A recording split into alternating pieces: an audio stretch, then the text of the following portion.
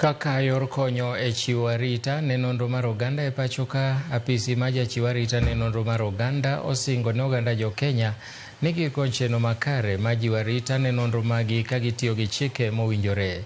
Kowuoyo e romo manobagi e boma ma Nairobi, Komishona mar duol marango nonro Immaculate Kasait owacho ni apise biro dhi mbele keto e nyong'ong kembe ma choko kendo tiyo gi nonro mar oganda mar neno ni giluwo chike mowinjore.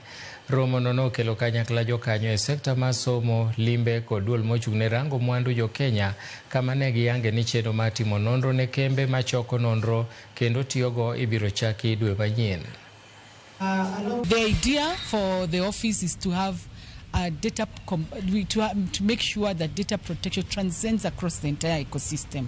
It's a centerpiece of the digital economy. We want to make sure that as people continuously collect personal information, they are complying with the Act, and that is the essence of the inspection. It will also give us a sense of where we are in terms of data protection in the country. This training, at least now we have started building a relationship with the Office of Data Protection, and now we'll be able to inform our members to register so that they can be ready for the inspection. So first is the registration bit, which we are ready for, and more trainings to our members, because like I said, most of the times we do as sole proprietors, and sometimes maybe this registration or meant maybe for institutions.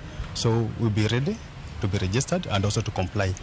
And for us in international schools, where we're working with the data subjects that are drawn from all the parts of the world, it is important for us to to look at our systems and look at what it exactly needs to be done, so that the privacy of our young people and safeguarding of the information is done appropriately.